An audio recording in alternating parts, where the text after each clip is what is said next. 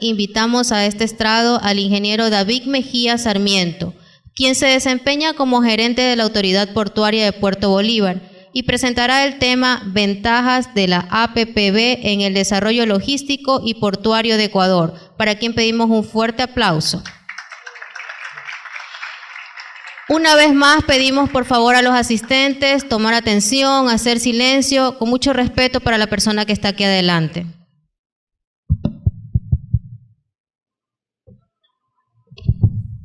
Listo. Buenas tardes. Mucho gusto con todos ustedes. Muchas gracias por la invitación de la Superintendencia de Control de Mercado a este importante evento. Me hubiera gustado definitivamente participar durante las 2 jornadas. Hemos estado bastante ocupados por allá, por Machala. Definitivamente estos espacios son fundamentales para retroalimentar y discutir las nuevas tendencias, los nuevos paradigmas, los nuevos retos que requiere nuestro Sistema Nacional Portuario y cómo es nuestra inserción inteligente en el transporte marítimo internacional, en la visión de desarrollo portuario internacional. En este sentido, yo he preparado una presentación hablando de las famosas alianzas público-privadas y su impacto, su importancia, sus beneficios dentro de lo que es el desarrollo portuario, sabiendo en este momento que estamos afrontando nosotros un gran reto para el sistema portuario. Es más, para las mesas técnicas que se van a desarrollar a continuación en la tarde, yo propondría, entiendo que una de ellas habla de los retos del sistema portuario. Yo propondría que uno de los retos es asumir estas nuevas competencias, estos nuevos roles, facultades de control y regulación de las alianzas público-privadas. Tenemos 3 puertos de todo el Sistema Nacional Portuario que ya están concesionados o bajo el régimen de una alianza público-privada. 1, 2, y el cuarto ya viene en construcción, que es Posorja. Entonces, en ese sentido, nosotros tenemos que echar una nueva mirada, un nuevo repaso, una retroalimentación a todo este proceso. Para comenzar, en primera instancia, en buena hora que tenemos estudiantes, me comentan de la carrera de jurisprudencia, qué bueno, porque yo tengo algunos análisis legales para explicarles cómo evolucionaron las APPs y cuál es el marco jurídico. Espero que sea de su satisfacción y agrado. Antes de comenzar, yo había reflexionado sobre alguna frase, sobre algún criterio más bien, en torno a los modelos de gestión, en torno a las razones por las cuales nosotros tomamos la decisión de concesionar o hacer una alianza público-privada para el desarrollo de un puerto, para su modernización o ampliación, las razones por las cuales nosotros decidimos emprender proyectos de fortalecimiento y desarrollo de los puertos. Y nos hemos enfrentado con algunos compañeros, incluyendo a Roberto, que fue el anterior expositor. Hemos discutido bastante de estos temas durante algún tiempo. Yo tuve la oportunidad de trabajar en el Ministerio de Transporte también, como viceministro, presidente del Consejo de Marina Mercante durante algún tiempo, y tratábamos de reflexionar alrededor de este tema. Yo pienso que una de las grandes limitaciones conceptuales en el Ecuador es regir nuestro pensamiento o limitar nuestro pensamiento solo al puerto, a la inmediación portuaria, a la infraestructura que tiene las facilidades para el comercio exterior, pero no reflexionamos alrededor de lo que es todos los circuitos de transporte marítimo internacional. Creo que la lógica de la inserción en el mercado internacional y en los circuitos de transporte internacional viene por el lado del transporte marítimo, por el lado de la naviera, lo que Roberto reflexionaba bastante.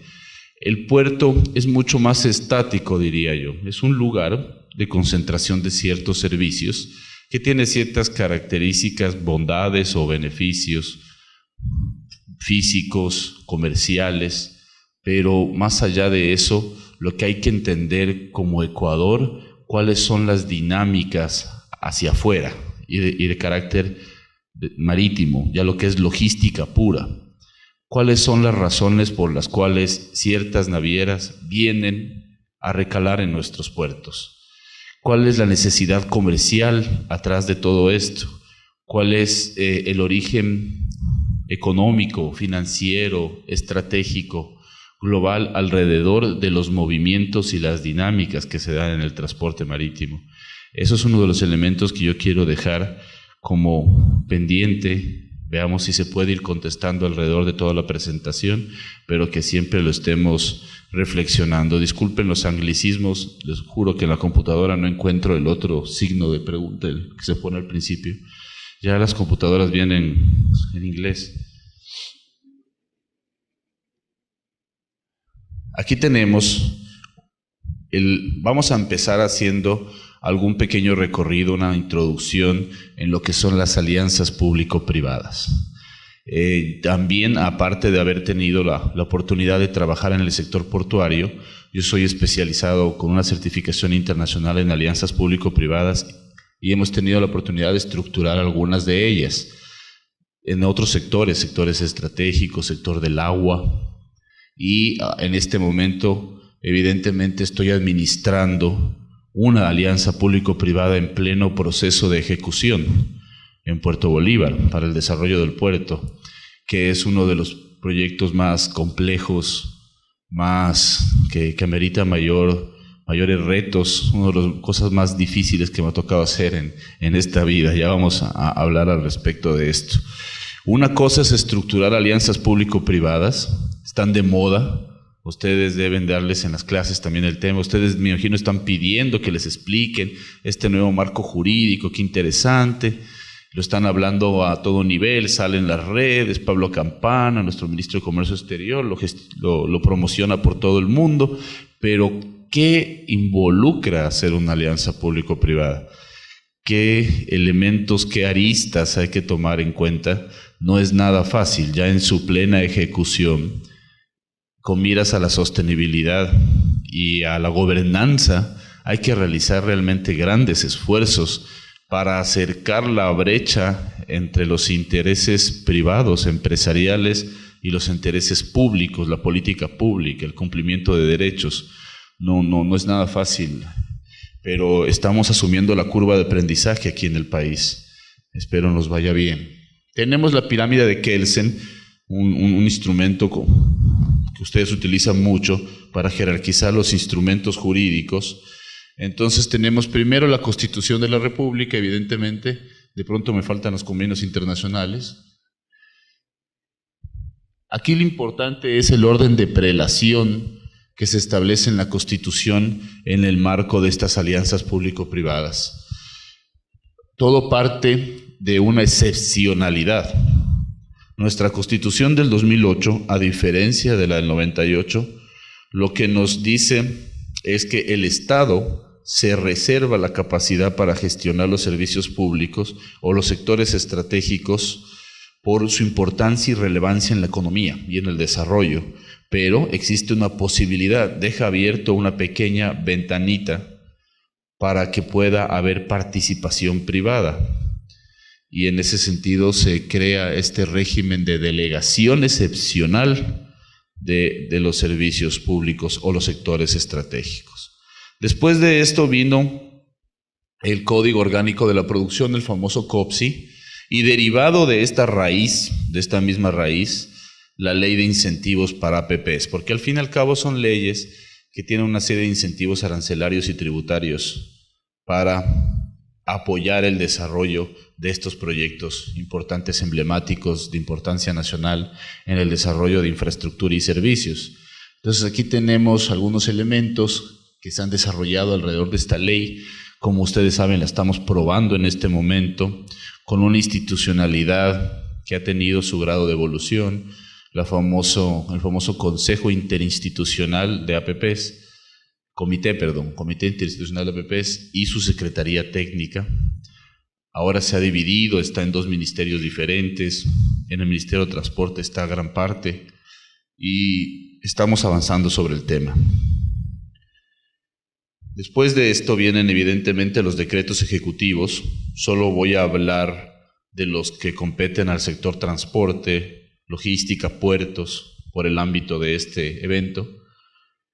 El 810, en el cual tuve la oportunidad de colaborar directamente, 582 también, que es el de iniciativa privada. Estos son un poco los decretos que regulan cómo se pueden delegar servicios, cómo se autoriza, cuál es el procedimiento y cómo se lleva adelante la contratación de este tipo de alianzas, ¿no? El 582 es un procedimiento innovador, pero conocido a nivel mundial, la iniciativa privada, el famoso Swiss Challenge, que permite que el sector privado proponga sus propuestas, que haga sus propias, digamos, estudios a su cuenta y riesgo y haga su propuesta para el desarrollo de una APP. Entonces, el sector privado, conocedor de lo que se necesita en las vías, en los puertos, en los aeropuertos, por ejemplo, en los nodos logísticos, le hace una propuesta al Estado. Le dice, yo estoy en la capacidad de gestionar este servicio, yo lo quiero desarrollar, yo tengo el dinero para hacerlo, la capacidad instalada para hacerlo, y lo comienza a desarrollar. Este fue uno de los elementos más importantes que está todavía bajo discusión, pero fue uno de los instrumentos que más se utilizó en el periodo de gobierno anterior y en base al cual se adjudicaron los procesos de concesión o APPs de los puertos. Posorja es algo especial por ser una empresa pública, pero tenemos Manta, entiendo, y Puerto Bolívar se hizo de esta manera. Entonces, ¿qué estamos diciendo? El Estado en este momento no tiene la capacidad para hacer estos estudios. Si bien es cierto la contratación pública, de lo que ustedes les deben enseñar bastante, la contratación pública es bien compleja, es difícil de entenderla en toda su dimensión. Peor este tipo de alianzas. Es supremamente difícil tener la capacidad de previsión, de pronóstico, de adelantarse en el tiempo para contratos de tan largo plazo, contratos de 35 años, 50 años, donde realmente hay que tener una capacidad predictiva demasiado alta para entender todo lo que puede suceder en ese plazo de tiempo. Entonces es difícil estructurar este tipo de procesos. Realizar los estudios de mercado cuesta dinero. En este momento el Estado está debilitado, estamos pasando por un proceso de austeridad. No podemos hacer esos estudios, no tenemos todos los conocimientos tampoco alrededor de estos temas. Entonces el sector privado se dedicó a hacer los estudios. Pero por eso se ha criticado mucho estos procesos, que son validados a nivel internacional, pero se ha criticado mucho como que no hubo transparencia en los procesos y se dieron a dedo las famosas concesiones. Pero no es así, es un procedimiento claramente regulado, con una serie de fases y que simplemente permite que el sector privado, que es el especialista, sea quien proponga este tipo de temas. Entonces esto, después de las leyes, tenemos los decretos ejecutivos, las normas de nuestra Secretaría Técnica de Alianzas Público-Privadas, están procesos de estructuración, de negociación, de calificación. De todas formas, falta mucha normativa en el país, técnica específica, operativa, para entender perfectamente cómo proponer una alianza público-privada, cómo calificarla, cómo aprobarla. Finalmente tenemos los pliegos, los contratos, los memorandos de entendimiento que se firman con las empresas internacionales para garantizar la seguridad de las inversiones. Estos son los instrumentos con los que se está trabajando actualmente.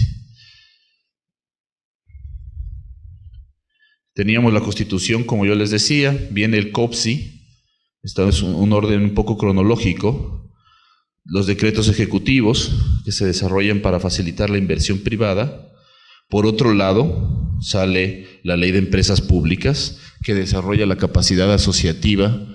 Los sectores estratégicos nunca se casaron con la ley de APPs, me refiero a telecomunicaciones, agua, electricidad, hidrocarburos, minería.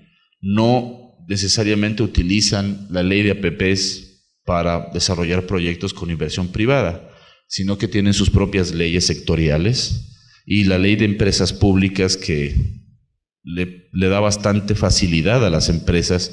Ustedes saben que en hidrocarburos, en la electricidad, en telecomunicaciones hay empresas públicas. Ellos pueden asociarse de miles de formas diferentes entre públicos y con privados. Entonces ellos utilizan esas herramientas. Pero la ley orgánica de APPs sale después, queda como en la mitad de estos dos mundos y es de la misma raíz del COPSI, sale de este mismo, porque solamente lo que hace es dar incentivos para que las empresas se animen a hacer alianzas público-privadas.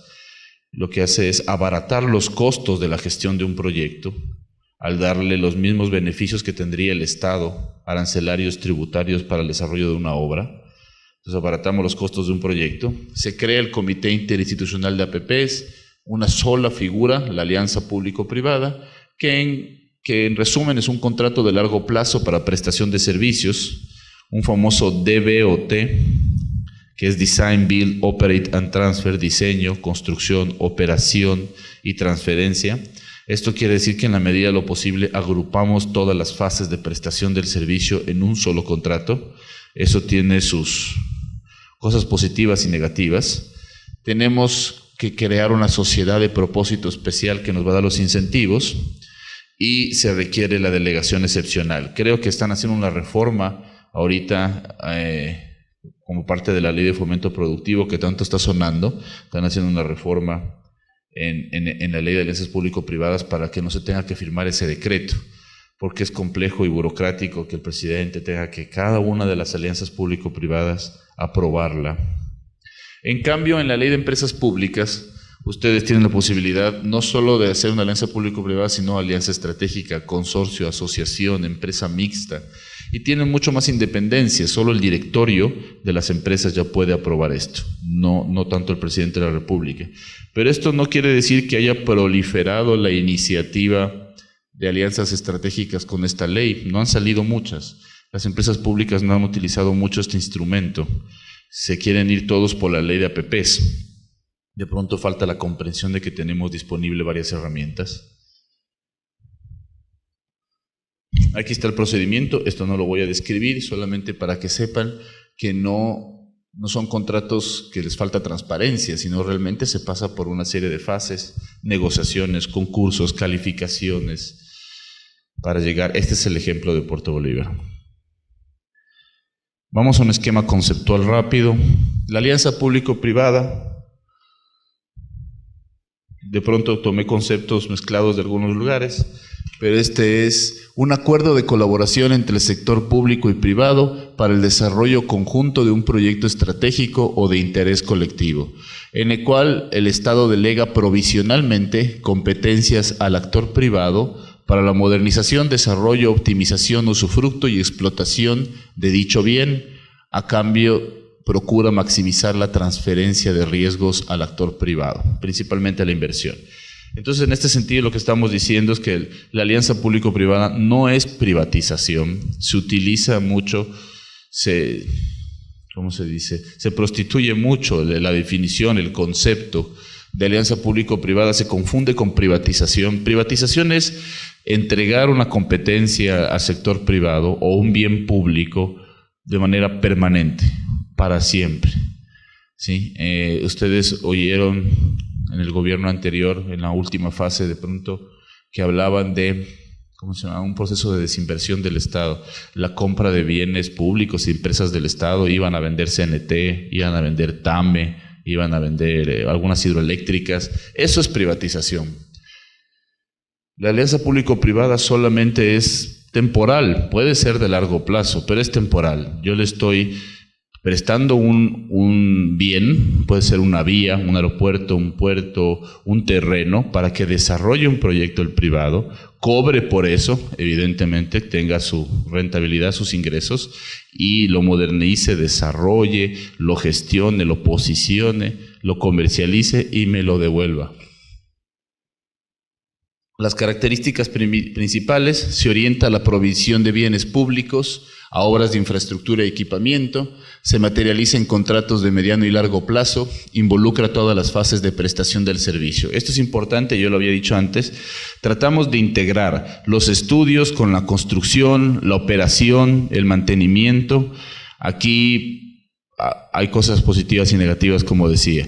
Lo importante aquí es que durante el desarrollo de los grandes proyectos que se han hecho en el país, Cuando hay algún error, atraso, o hay que hacer un contrato complementario, o termina siendo de otras dimensiones y características un proyecto, se le echa la culpa al de atrás. Entonces, el constructor dice que están mal hechos los estudios. El que hace la operación dice que la construcción está mal. Entonces, aquí, en cambio, un solo operador integral se hace cargo de todo. Él sabrá si hace buenos estudios para que no gaste mucha plata en la construcción, y él sabrá si hace una buena construcción para que no tenga altos costos de operación y mantenimiento, y le dure su obra. Entonces yo creo que esos son los beneficios de lo que son las alianzas público-privadas. Y un tema fundamental que no hay que olvidar, que promueve la transferencia del conocimiento y la tecnología. Ese es el propósito fundamental de una alianza público-privada. Nos estamos asociando, estamos buscando un socio internacional especializado, altamente especializado en su materia, un operador que conoce todas las buenas prácticas internacionales, las normas, los procedimientos, tiene amplia experiencia, capacidad instalada, tecnología, y entonces lo que queremos es que nos enseñe para en el Ecuador aprender las nuevas prácticas, acoger, aplicar y poderlo prestar nosotros directamente como ecuatorianos, ya capacitados. Entonces la transferencia de tecnología es importantísimo. En este tipo de contratos lo que se suele hacer es negociar no solamente que se les dé una capacitación permanente a la contraparte pública, sino también que se los lleve algunos a estudiar al exterior, que se les dé cursos permanentes, certificaciones, formación y sobre todo el aprender haciendo, la formación continua. Aquí está el esquema nada más de cómo se da la alianza público-privada. El marco legal ya lo discutimos. Siempre tiene que haber un esquema de retorno. En la alianza público-privada siempre tiene que cobrar el privado de alguna forma, y se lo suele hacer a lo largo del tiempo. Hacen las inversiones privadas primero, construyen la infraestructura y comienzan a prestar el servicio, pero tienen que cobrarlo a través de un peaje, como en una vía, de una tarifa portuaria, como es en los puertos, de un derecho, de un pontazgo, de algún tipo de retribución para el privado. Aquí viene el problema, ¿no?, que siempre se vuelve político en el Ecuador. Lamentablemente aquí nos hemos acostumbrado a que muchos servicios públicos son gratuitos, como las vías, unas vías de excelente calidad se desarrollan, ahora ya no están tan de excelente calidad, se está perdiendo la señalización, poco a poco se van deteriorando, como es normal, y no tenemos plata para sostenerlas. Eso es un tema importante de sostenibilidad.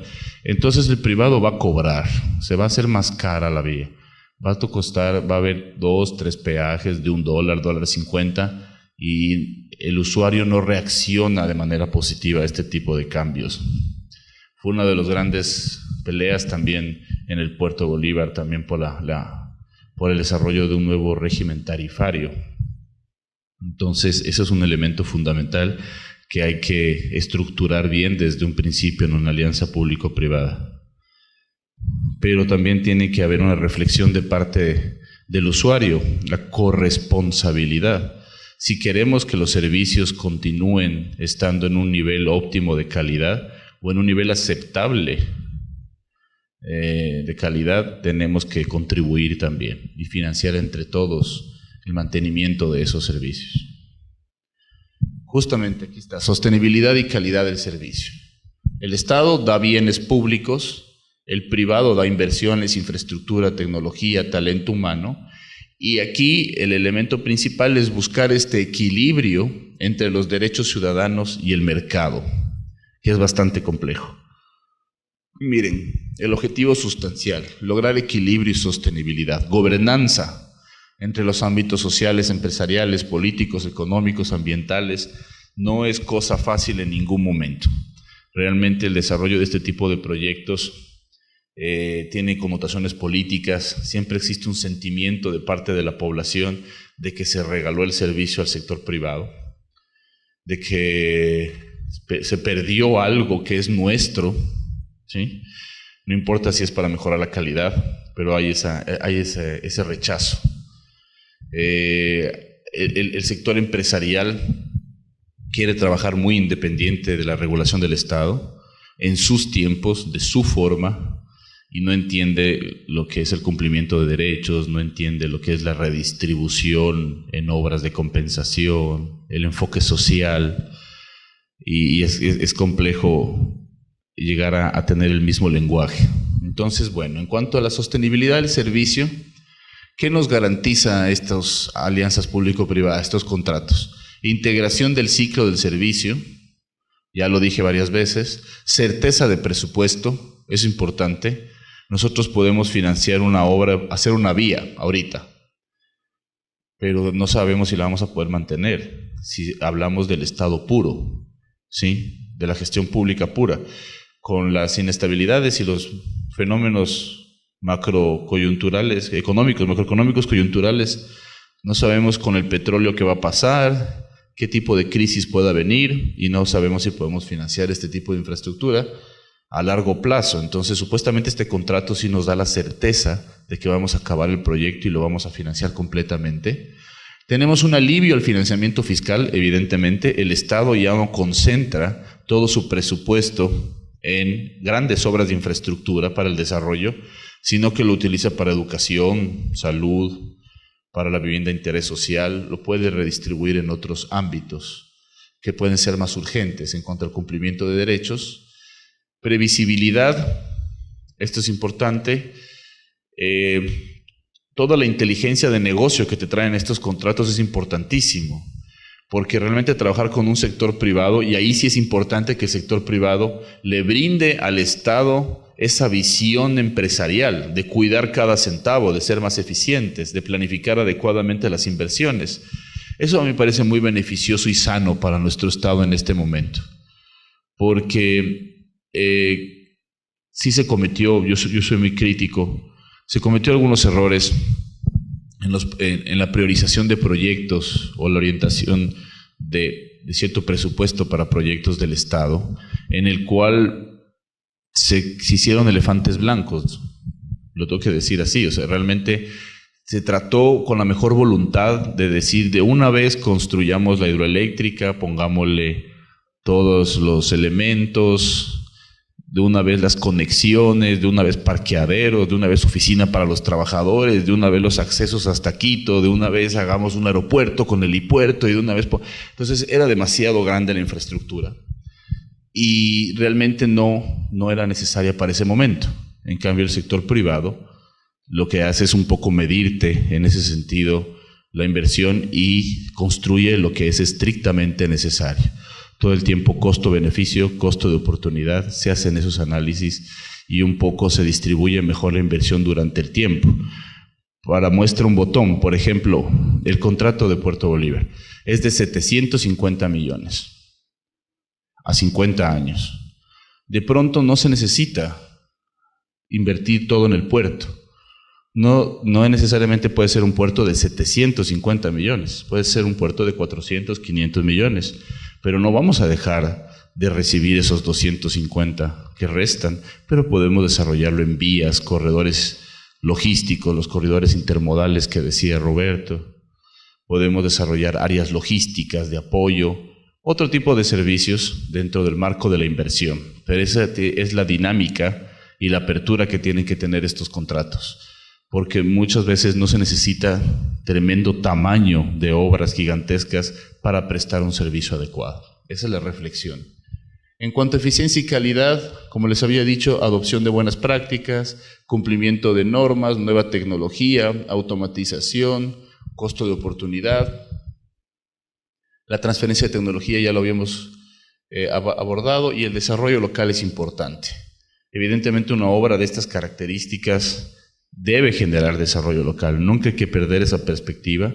Se debe desarrollar obras complementarias, servicios conexos, desarrollo de empleo y proyectos locales. Vamos ya a los puertos, por fin.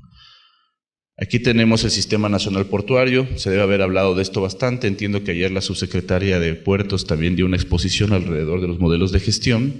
Aquí simplemente un panorama general de lo que es el sistema portuario. Están los puertos privados, públicos, y aquí está Puerto Bolívar, representado con un 8% de lo que es el manejo de la carga a nivel nacional. En primer puesto, evidentemente, está Guayaquil, ¿sí? Con todo el complejo de puertos, está con Contecón. El segundo puesto lo ocupan los terminales portuarios habilitados, los privados. Ya han realmente ocupado un puesto importantísimo, han tenido un desarrollo exponencial increíble, todo el complejo de puertos que queda cerca del puerto de Guayaquil. Y en tercer lugar, el segundo público, pero en tercer lugar de todo el sistema, es Puerto Bolívar, un puerto dedicado exclusivamente a lo que es banano, en este momento, exportación de banano, y la mayoría en granel, en carga suelta, en cajitas o pallets, no en contenedores, a diferencia de Guayaquil. Tiene una operación muy particular, yo diría que con una identidad muy especial en Latinoamérica. Casi no se practica este tipo de operaciones con un producto de exportación tan sensible en ninguna parte del mundo. Lo que parece súper interesante, y fue muy duro también para la empresa internacional Gilport de asumir esa competencia, porque no se entiende bien toda la cultura y la idiosincrasia asociada a la operación de la fruta de esa forma. Es bastante interesante el modelo, muy particular. Hay que documentarlo de manera adecuada antes de que pasemos a otro modelo de operación. El gran reto del que yo les hablaba, aparte de fortalecer las instituciones para controlar adecuadamente las concesiones, y esto es complejo, uno tiene que estar a la vanguardia de toda la normativa y de las indicadores de calidad de los servicios públicos para poder controlar a un operador. Uno tiene que saber más que el operador para controlarlo. Eso es complejo, porque ahí viene una disyuntiva. Yo les había dicho antes que uno trae a un operador internacional para que nos enseñe, pero al mismo tiempo tengo que controlarlo y conocer exactamente lo que hace para lograr que cumpla el contrato. Entonces es complejo ir asumiendo esas curvas de aprendizaje, pero lo que principalmente sucede con los puertos, y de pronto se relaciona con las preguntas que le hicieron al anterior expositor. Los puertos anteriormente eran un poco como independientes, el Sistema Nacional Portuario, diría yo, complementarios en cierta manera. ¿A qué me refiero? Guayaquil, el puerto principal, import-export del país. Puerto Bolívar, solo exportación de banano, un puerto de fruta para exportación. Manta nunca fue el famoso Manta Manaos. Manta es un puerto de pesca en este momento y tiene algunas líneas adicionales, vehículos, algo muy, muy puntual, poquita carga, lamentablemente. Esmeraldas tiene aceite, madera, ¿qué más tiene? Los vehículos también, pero no se interrumpían unos entre otros. Había, yo entiendo, la carga para que todos los puertos no fueran supremamente rentables, pero subsistieran. Cada uno subsistía con sus líneas de negocio, con su propia carga. Pero cuando cambia el paradigma, cuando ya se concesionan o están bajo el régimen de alianza público-privada, ahora todos persiguen el mismo objetivo. Todos quieren carga contenerizada y van a pelear por la misma carga, principalmente Guayaquil, Pozorja y Puerto Bolívar, porque el reto es quién se queda con la cadena logística del banano. Entonces van a comenzar a competir entre ellos. Se va a armar una competencia entre muchos puertos para un espacio tan pequeño como es el Ecuador.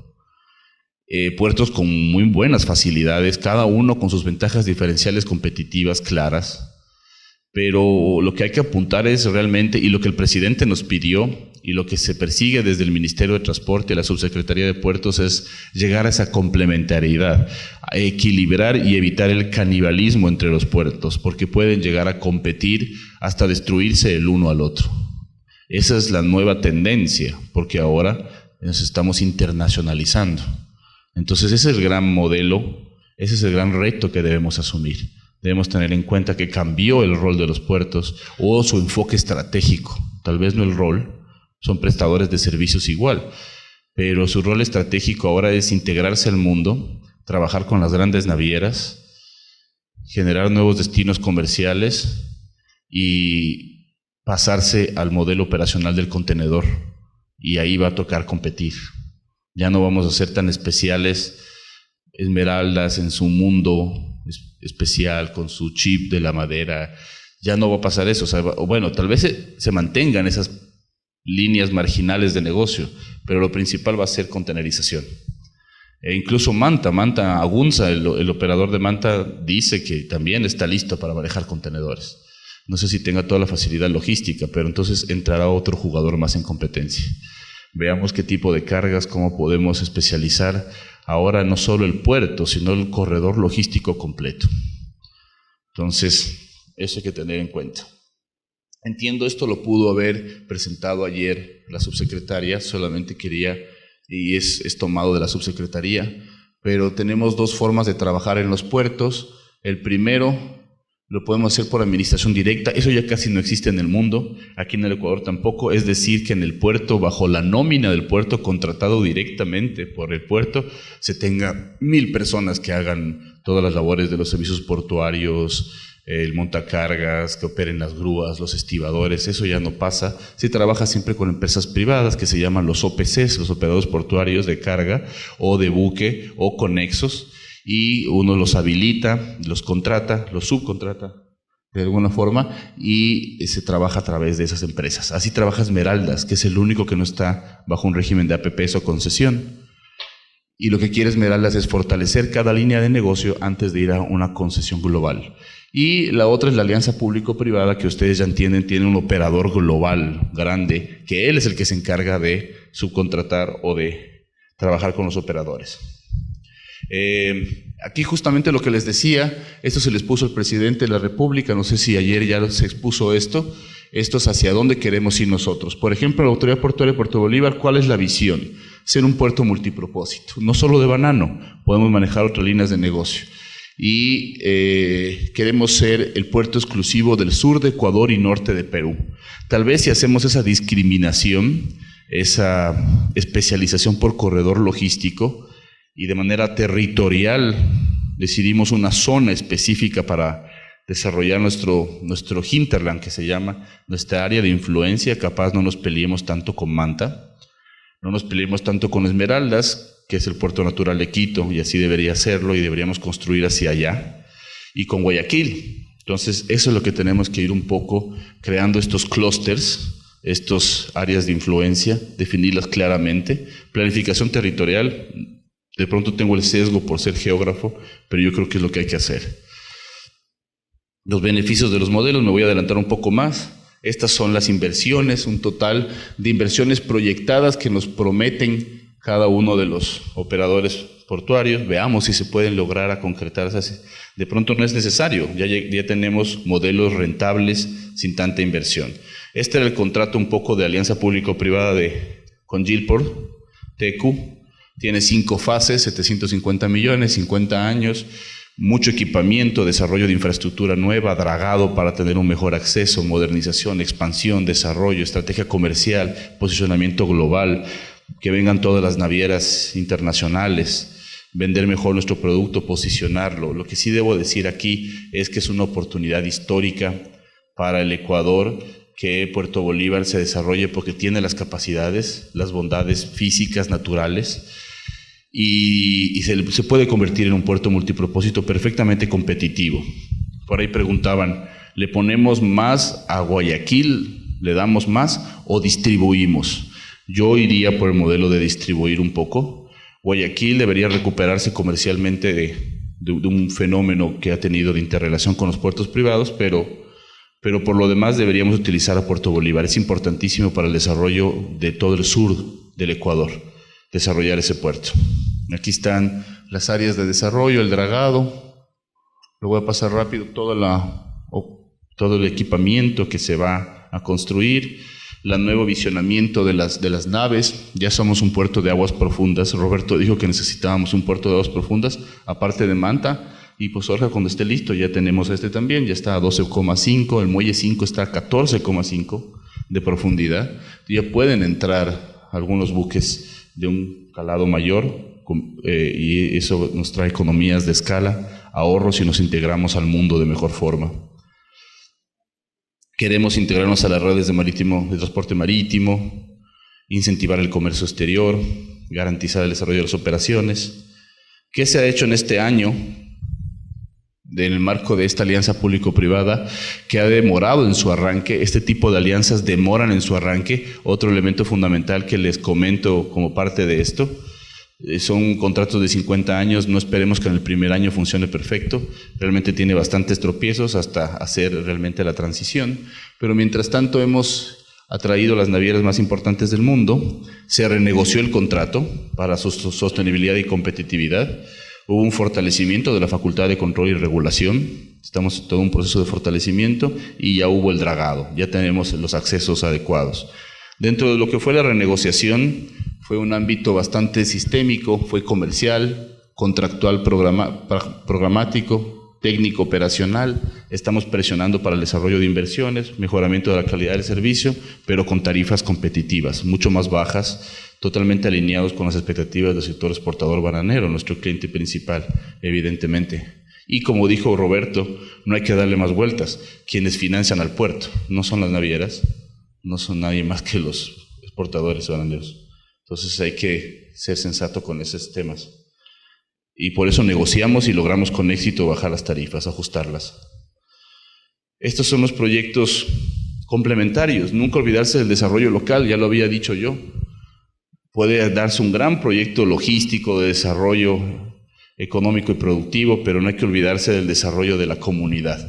Y tiene varias necesidades Puerto Bolívar. Ahí en Machala falta mucho por desarrollar. Lo que vamos a hacer nosotros es un proyecto de desarrollo turístico comunitario, la construcción del Instituto Tecnológico con la CENESID y el proyecto del Museo Histórico para generar la pertenencia del Museo Histórico del Camarón, del Banano y de la Batalla de Jambelí. Esos es a grandes rasgos los elementos que suelen abordarse en este tema de las alianzas público-privadas. En honor al tiempo no me extiendo más bien a sus órdenes para contestar cualquier pregunta, y que esta no sea la última vez, más bien que sea la oportunidad de entablar una permanente comunicación. Estamos a las órdenes, las puertas abiertas en Puerto Bolívar para explicar cualquier cosa. Estamos viviendo día a día este proceso, aprendiendo también, tratando de implementar las experiencias que hemos podido ver en otras partes, pero es un proceso bastante complejo, muy enriquecedor también. Y como ecuatorianos debemos aprovechar la oportunidad. Hay una política clara de inversión privada, tenemos que precautelar esto, pero tiene que ser bien orientada, bien negociada, con soberanía. Hay que negociar todos los días. Hay un montón de estrategias para negociar con el sector privado. No hay que nunca aflojar. Puede ser la empresa más potente del mundo, que si no se la regula, no se la controla, no se le marcan los tiempos, no cumple. Entonces hay que estar muy prudentes de esas cosas, muy pendientes. Son servicios públicos y es nuestra responsabilidad como funcionarios públicos. Muchas gracias.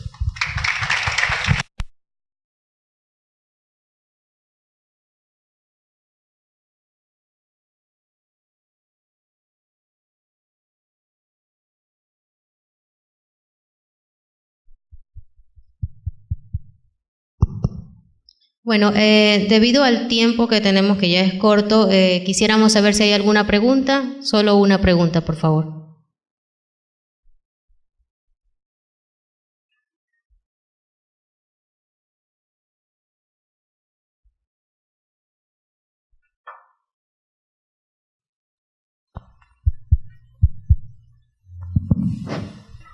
Buenos días. David, ¿qué acciones va a desarrollar para implementar el reto de fortalecer la capacidad de regulación y control de las APPs? Gracias, Jimé. Buenas tardes. Sí, como les venía diciendo, es un reto complejo. Hay que hacer un fortalecimiento institucional fuerte. Luego, nosotros estamos en un proceso de intervención por parte del Ministerio de Transporte, como tú conoces, también articulado con la Subsecretaría de Puertos. Ustedes están dirigiendo ese proceso. Nos tocó hacer una intervención directa por parte del Ministerio a la Autoridad Portuaria de Puerto Bolívar para instalarle mayor capacidad Es supremamente complejo administrar un contrato de estas características. El Estado no está brindando todos los recursos. Siempre recuerden eso. Cuando se hable de alianzas público-privadas, hay que ser y parecer. El Estado también tiene que estar, aunque le está pidiendo dinero y le está pidiendo tecnología al privado, le está pidiendo conocimientos, también tiene que tener capacidad instalada para el andamiaje completo, para poder responder a todas las necesidades del privado, para autorizarle rápido los temas ambientales, los proyectos, las expropiaciones. Eso estamos atrasados, por ejemplo, porque no tenemos la capacidad. Entonces, hay que crear mucha normativa, desarrollo de normativa, protocolos, procedimientos. Ese es un reto importantísimo que lo vamos a construir juntos y hay que tener la mirada Manta y tener la mirada Posorja para que sea parecido. Y el gran ejemplo de Contecón, creo que una concesión bastante exitosa de 10 años, hay que ver cómo se la controló. Y el personal, capacitar mucho al personal, tratar de aperturar las oportunidades para el talento humano, para que viaje un poco, para que entienda cómo se manejan las alianzas en el exterior, para que sepa estructurar y negociar una alianza. Es complejo, hay que tener espíritu negociador todo el tiempo en estas alianzas. Hay que hacer el poker face, policía bueno, policía malo. Hay que todos los días inventarse una historia con esta gente para lograr mantener el equilibrio y la gobernanza. Sin contar con que hacia adentro todo el mundo se opone, porque no están viendo resultados rápidos. No entienden lo que es un proyecto de esta magnitud. Y es normal. Entonces hay que luchar hacia adentro y hacia afuera, permanentemente. Yo creo que como ecuatorianos tenemos esos grandes retos, podemos capacitarnos. Estos espacios yo creo que son el inicio para determinar necesidades de capacitación e información permanente. Y eso es un poco el cronograma que tenemos. Y acompañados con ustedes lo podemos lograr. Tenemos que hacer una reforma institucional profunda. Estamos con gente que opera el puerto, contratada y no está haciendo nada. Gente que opera el puerto, pero no sabe controlar la concesión. Ya tenemos otro rol, otra competencia. Entonces hay que hacer un proceso de optimización. Gracias. Agradecemos el aporte del ingeniero David Mejía Sarmiento, gerente de Autoridad Portuaria de Puerto Bolívar,